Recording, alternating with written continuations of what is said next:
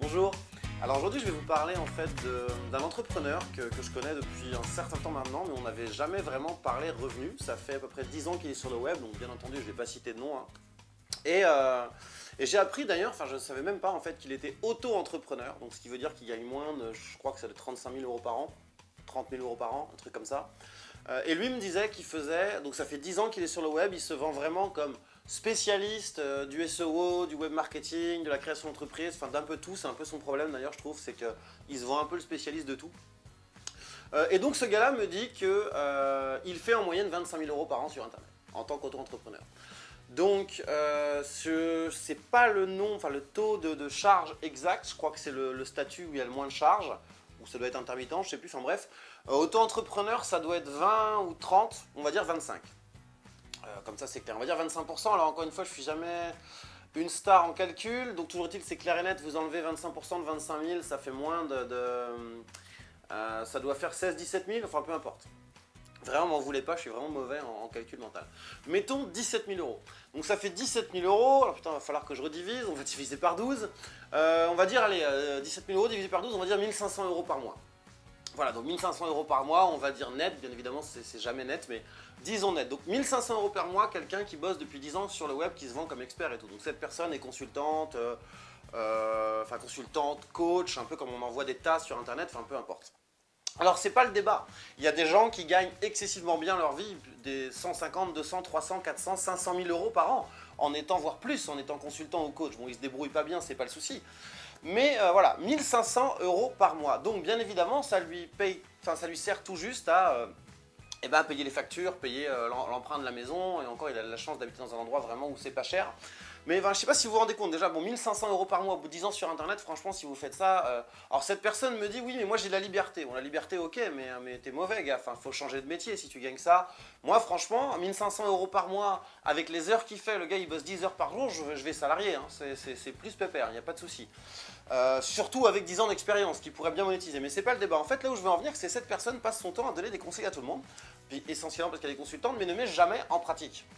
Cette personne connaît des tas de choses. Je ne suis pas en train de crasser dans la soupe, je pense que c'est loin d'être un expert dans le SEO, dans l'AdWords, dans l'email marketing, dans les pubs Facebook, dans le copywriting, dans ce que vous voulez, mais c'est une personne qui connaît beaucoup de choses. Et il y en a des tas comme ça. Le problème de cette personne, c'est qu'elle passe son temps à donner des conseils qu'elle n'a jamais mis en place. Donc elle donne souvent des conseils aux gens, par exemple, pour mettre en place le référencement. Moi je lui ai dit, mais attends, tu passes ton temps à donner des conseils pour le référencement, mais t'as qu'un pauvre blog sur lequel il y a 10 articles. Pourquoi tu crées pas des sites que tu références toi-même, vu ce que tu sais faire? Moi mais j'ai pas le temps. Bon ok, peu importe. Il donne souvent des conseils aussi de création de start-up. Ouais, j'ai comment créer... je sais pas moi, une application mobile, comment faire connaître votre start-up à l'international. Je sais qu'il a bossé en plus pour les entreprises aux États-Unis. Je lui ai dit, mais pourquoi tu prends pas, ne serait-ce qu'un jour par semaine, même si c'est quand même un peu ledge, mais je sais pas, pour monter une place de marché, je vous en ai déjà parlé dans plein de vidéos aujourd'hui, avec un clone à 1 000 $, vous pouvez monter une place de marché de ce que vous voulez.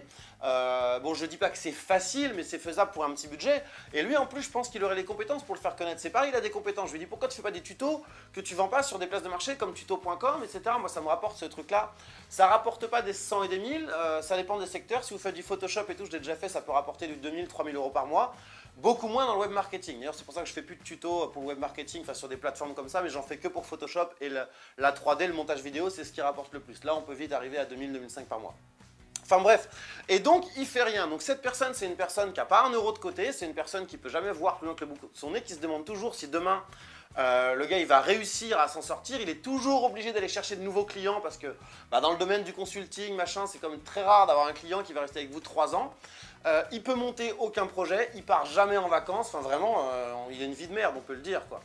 Alors je vois pas l'intérêt d'être entrepreneur pour faire ça, et c'est surtout qu'il n'a pas l'état d'esprit entrepreneur. Si vous êtes entrepreneur, si vous voulez réussir entrepreneur, il n'y a pas 36 000 solutions. Il y a 2 choses à faire. Alors, enfin 3 choses. Déjà, il faut bien faire votre boulot, ça, il n'y a pas photo. Mais à côté de ça, il y a 2 autres choses à faire. La première chose, c'est de mettre en place des sources de revenus récurrentes et passives. Alors attention, quand je dis sources de revenus récurrentes et passives, c'est pas comme j'ai eu beaucoup de gens à venir me voir comme ça et ça m'énerve et je me suis pris la tête avec un client. C'est pas parce que tu m'as acheté une formation, tu claques des doigts, demain c'est en place et ça te rapporte 2000 balles par mois. C'est pas ça, hein, des sources de revenus récurrentes et passifs. C'est tu vas peut-être bosser 2 ou 3 mois, mais une fois que tu as bossé 3 mois, ensuite tu vas peut-être travailler que 1 heure à 2 heures par mois et ça va peut-être te faire rentrer 500, 1000, 1500, 2000 euros par mois. Et une fois que tu as fait un certain Une fois que tu as atteint un certain palier de sources de revenus, par exemple, ça fait 4 mois que tu fais le même montant de revenus, tu te dis je vais réinvestir la moitié dans une autre source de revenus passifs, et ainsi de suite, et ainsi de suite. Et plus ça va, plus tu délègues, plus tu automatises. Et surtout, il ne faut pas faire l'erreur de mettre tous vos œufs dans le même panier. C'est pas parce que, moi je les ai fait cette erreur, c'est pas parce que vous avez vu que vous avez 5 blocs de niche qui marchent qu'il faut mettre tout votre budget que dans des blocs de niche. Parce que demain, si Google passe par là avec tous vos référencements, pardon, tout votre trafic est basé sur le référencement, ça ne marche plus. C'est pareil pour les annuaires spécialisés, c'est pareil si vous avez quelques applis mobiles qui marchent bien, c'est pareil, c'est pas parce que vous avez monté un jour un site e-commerce qui cartonne qu'il faut faire 10 fois le même site e-commerce avec les mêmes produits sur les mêmes niches, et ainsi de suite, et ainsi de suite. C'est pareil comme tout. Enfin, c'est pareil dans tous les secteurs. Mais où je veux en venir par là, c'est que vous pouvez vous renseigner autour de vous, regarder les entrepreneurs que vous admirez. Vous vous rendrez compte que peu importe leur niveau, qu'ils gagnent 100 000 € par an, qu'ils gagnent...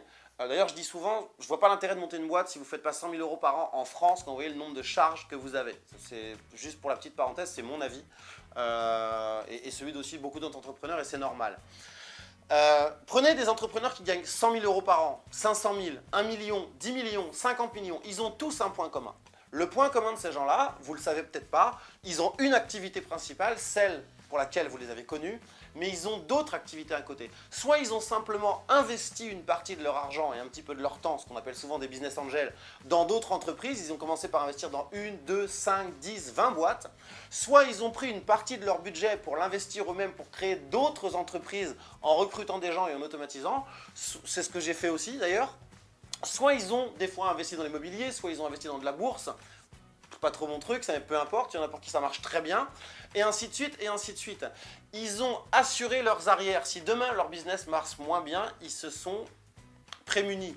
Ils ne seront pas obligés de retourner salariés, ils ne seront pas obligés de vendre la maison, ils ont assuré leurs arrières. Et vous devez absolument faire ça, même si aujourd'hui vous n'avez pas encore d'entreprise et que vous voulez vous lancer. Vous devez très vite adopter cette mentalité, parce que les entrepreneurs qui ne font pas ça, des fois, ils vont faire une super année, ils vont se dire « ouais, c'est génial, je suis à l'abri, la deuxième année, je vais doubler, puis la troisième année, je vais tripler, et ainsi de suite. » Et bien souvent, ces gens-là, 2 ans après, ils sont plus là. J'en ai vu un il n'y a pas longtemps, je l'ai recontacté pour un partenariat. Il était là de 2007 à 2010, je le contacte il y a à peu près 1 an. Je lui dis « voilà, j'ai sorti telle formation, je sais que tu as une liste hyper intéressée dedans, est-ce que ça t'intéresse ?» Le gars me répond « désolé, j'aurais bien aimé, mais j'ai plus le temps, parce que ça marchait pas, je suis retourné salarié et j'ai plus le temps. » On parle d'un gars qui vend sur son blog « je cartonne, je réussis », qui donne des conseils aux gens. Enfin, je ne citerai pas de nom parce que c'est un gars gentil. Mais donc voilà, donc c'est aussi de la petite parenthèse. C'est pas parce que des mecs vous vendent « j'ai réussi » que c'est vrai. Enfin, peu importe. Donc ce que je voulais vous dire par là, c'est que vous pouvez encore vous procurer la formation justement sur comment mettre des revenus récurrents et passifs en cliquant sur le lien ci-dessous. Vous verrez, c'est une formation très intéressante, très enrichissante et on me demande souvent... Si je devais réapprendre quelque chose, si je devais repartir de zéro, je dis souvent j'apprendrais 2 choses. Les techniques de hack d'email marketing dont je vous parle souvent parce que la liste de prospects, sans ça, on ne fait rien.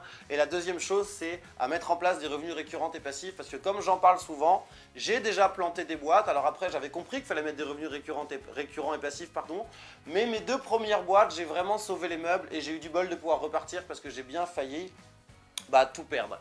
Donc sur ce, tous les détails sont sur le lien en dessous de la vidéo et moi je vous dis à très vite pour une prochaine vidéo.